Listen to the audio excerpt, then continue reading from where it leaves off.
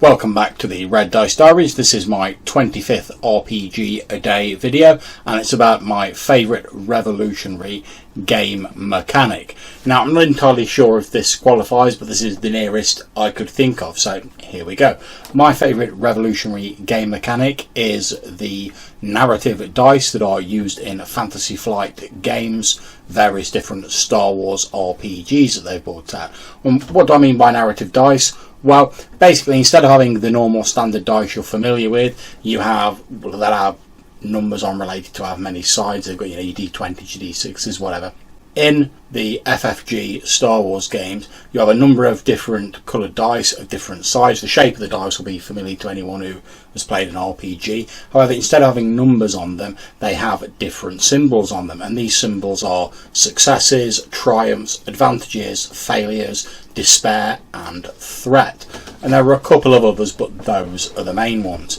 Now, when you roll a dice, you effectively put together a number of positive dice which represent your innate characteristics and your skills in the particular area, and then you also add in a number of negative dice to the pool representing the difficulties and anything that might cause you a disadvantage.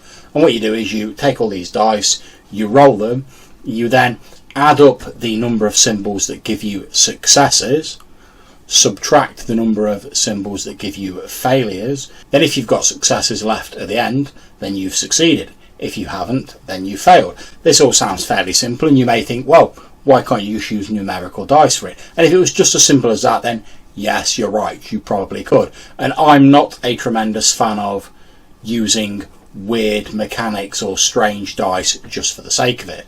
And initially I was a little bit sceptical about this mechanic. However, in addition to the successes and failures, you also get triumphs, advantages, despairs and threats. Now, what you can do when you roll these is you can roll these irregardless of whether you've succeeded or failed.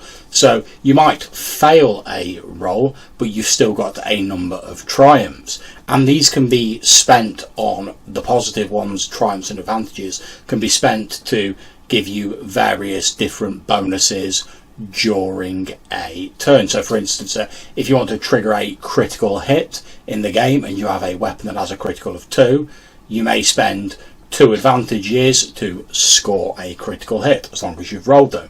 However, the GM can also spend despairs and threats to give you negative consequences. So for instance, you may succeed spectacularly at a roll, but the GM may spend some despairs to add a little bit of an extra wrinkle to it. So for instance, you may successfully slice your way through the computer system that's locking a door and make your way through. However, the GM will not be able to stop that. You have succeeded at the roll. However, he may spend some despairs or threats to add a negative side effect to it, or rather more a complication that should enhance the plot. So for instance, he may spend a threat to say that although you've unlocked the door, you've set off a silent alarm, or you were noisy in doing so, you've attracted some unwanted attention. Now, this shouldn't be seen as a way to sort of beat the players upside the face with various negative effects all the time.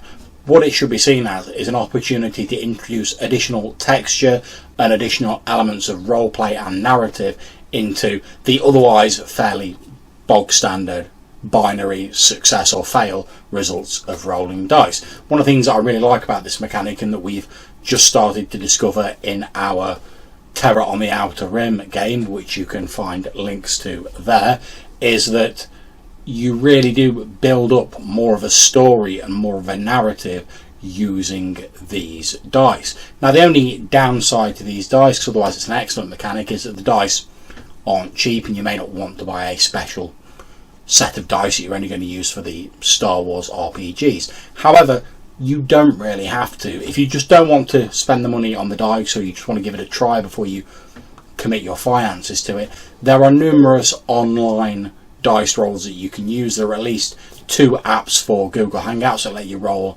these Star Wars FFG style dice, and there are numerous apps available for smartphones, tablets, etc., all for free that you can gain access to. So there really is no reason not to at least give the game mechanic a try. So there we are, that's my favourite revolutionary game mechanic, the narrative dice from FFG's Star Wars role-playing games. So I hope you've enjoyed this video, and if you have, you'll consider clicking on the red dice to subscribe to my channel, and I'll see you in my next RPG a Day video. Take care.